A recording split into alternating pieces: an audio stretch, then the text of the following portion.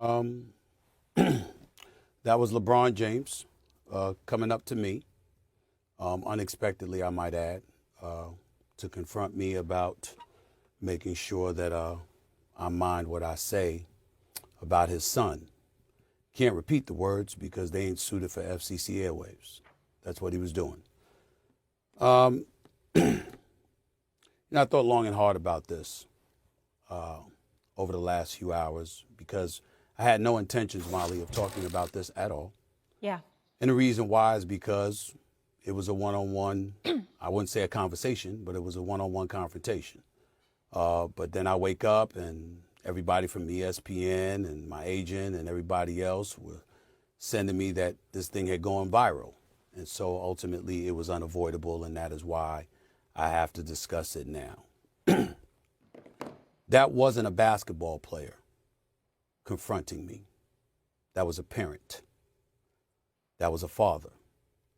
And I can't sit here and be angry or feel slighted by LeBron James in any way in that regard. By all accounts, he's obviously a wonderful family man and a wonderful father who cares very, very deeply about his son. And based on some of the comments that he had heard, or shall I say, I think he thought he heard, he clearly took exception to some of the things that he heard me say, and he confronted me about it. For the record, his agent and friend, Rich Paul, has my number. Maverick Carter, who works under him, has my number. LeBron James knows how to get in contact with me if he wanted to. He never called, because had he called and wanted to talk to me, I would have accepted that call. Had he wanted to see me, I would have flown out and I would have seen him and I would have had a conversation man to man. But that is not what he elected to do. Instead, he elected to confront me while I was sitting courtside. Ari Emanuel, the head of William Morris Endeavor, one of the agencies that represents me, along with Larry David, was sitting courtside. I was with them for the game. And he walked right up to me and he said what he had to say. And apparently he feels like I was slighting his son. Now let me tell you what I feel. What I would have said if we were in a different environment, because I was not going to engage in a confrontation at that particular moment in that setting. But if we had had that conversation, I would have said to LeBron James, I never would speak negatively about your son. I was talking about you, meaning you, LeBron James. I have nothing but the best wishes for Bronny James. I wish him nothing but the best. I hope that he flourishes into an NBA star or anybody who roots against him, and it certainly isn't me. But in the same breath, at the time that we were talking about him, he was percolating to such a degree that the Bronny James stories had gone viral. And so we had to talk about it. And when I said the things that I said, I wasn't talking about Bronny James because my attitude is he's a rookie. It's going to take some time for him to get himself together. He'll be just fine, especially with J.J. Redick and the staff coaching him. I was talking about the position that he was put in by his dad, because LeBron James has been on the record, and he has said, and I'll read the quote here. There was a quote that he gave in February of 2024. The work and results will ultimately do talking, no matter what the size. If y'all don't know, he doesn't care what mock drafts say. He just works, earned, not given, etc., etc. But he also had said that his son could play on the Lakers right now, and he was better than half the dudes in the NBA. In the aftermath of all of that, he instructed everybody before the draft that y'all want me, draft Bronny. Wherever Bronny is at, that's where I'll be. I'll do whatever it takes to play with my son for a year. It's not about the money at that point.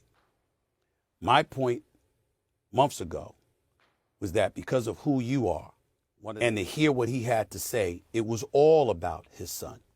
It was almost as if he was saying, you know, you and I, because he and I don't necessarily vibe. It's high and by. We keep it moving. Neither of us lose sleep over it.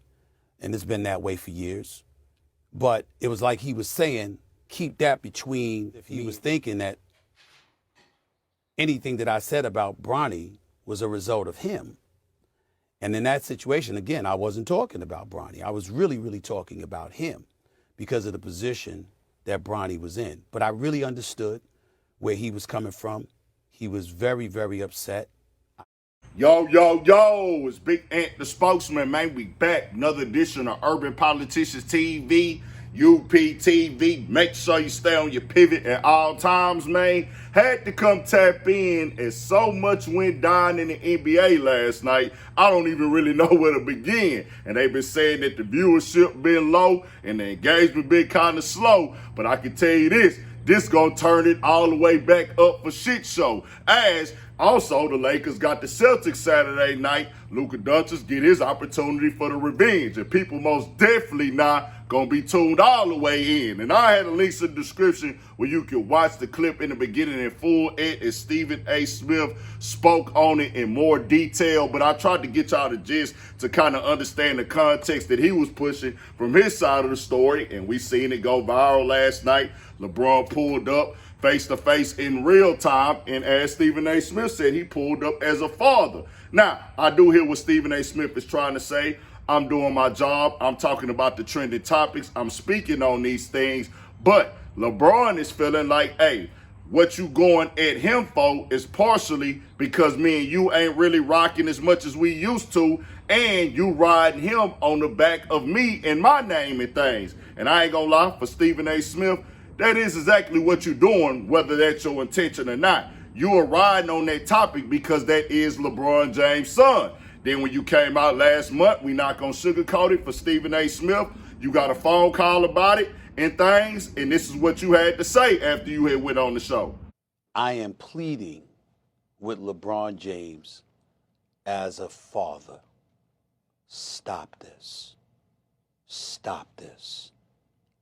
We all know that Bronny James is in the NBA because of his dad. You know, I was on First Take, my day job on ESPN earlier this morning, and I spoke about this, and I felt the need to elaborate even further because a couple of people text me and pissed me off, and they know who they are. People close to LeBron James talking to me about questioning him as a father. Come on, y'all. I mean, it's gotten to a point where this LeBron sensitivity. So you already got to know how he feeling. He catching all the tone, he catching the verbiage, and he feeling like, hold on, bro, you going at my son and riding on him on the back of me. Even if it's a trending topic, even if it's a viral conversation, y'all are holding full segments about my son. Y'all can't talk about other things. Y'all can talk about other segments and other players, but y'all are talking specifically about my son underperforming, and this is because he is my son. Not true for LeBron James. That target is on his back every day he step on the court, every time he on the floor. That's just what it is. The bad come with the good come with the bad. But at the same time, he done seen how Stephen A. Smith handled things. The same thing happened with him and Kyrie Irving already. Kyrie Irving daddy and Stephen A. Smith had issues. We didn't see it on camera, but Kyrie Irving had to go holler at Stephen A. Smith directly. Like, hold on, bro. What's going on? You and my dad is into it now. I'm in between. Y'all need to sit down and figure it out. We found out that later on after he had already been going so hard on Kyrie Irving. So LeBron might be feeling that same way. We're like, hold on, bro. You doing specific segments. You got this and this to say. It's seeming like you going at my son and things like that. Chill out with it, bro. Because of, at the end of the day, you on one of the biggest platforms being pushed by Disney. It's the biggest broadcast for sports. And you riding on my son and you riding on me and you question me as a father and my decision making as a father in front of the entire world, everybody gonna feel a way about that. That's why Stephen A. Smith is like, I get it, I got kids, but it's really him. But you question that man as a father, bro. No matter how people slice the pie, everybody gonna have a difference of opinion on it. But on the other side of things, Charles Barkley got the press of that line last night. It was going up, saying that they tripping over there.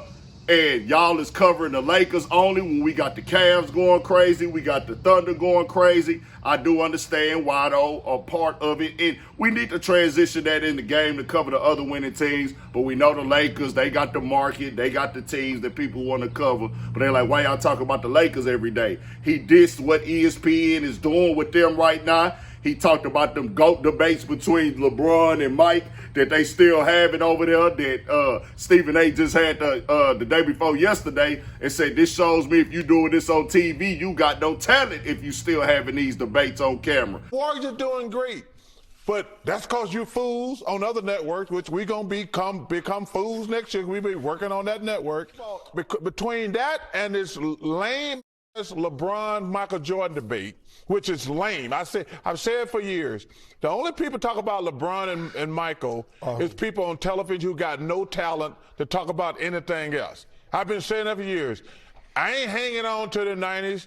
And I said, wow, this is a straight shot at Stephen A. Then he called Kendrick Perkins out by name. They both responded. Stephen A. came on here and said, oh man, that's just how he talk. That's just how he talk. Yeah, when he used the fool and stupid idiot fool and stuff like that. But nigga, he came for your talent level and the whole topic selection y'all doing on ESPN. Even though inside the NBA, him and his crew is going to be on there next year as well. So this is all turned up. Gonna make for good primetime television Saturday night. I'm gonna be watching the Lakers and Celtics game. Stephen A. Smith, you gotta be able to take with it. You be going hard on niggas. You be calling niggas out. And it just is what it is. It comes off as a campaign at times when you consistently having them conversations. You talk with a certain type of energy. It ain't always about what you say. It's how you say it. LeBron pulled up and people talking about, oh, LeBron, you ain't like that. You ain't tough. Nigga, everybody like that about their family and they little one. It just is what it is. Tell me what y'all think. We got more coming, more videos, all that. 1000 for shit show. Stay on your pivot.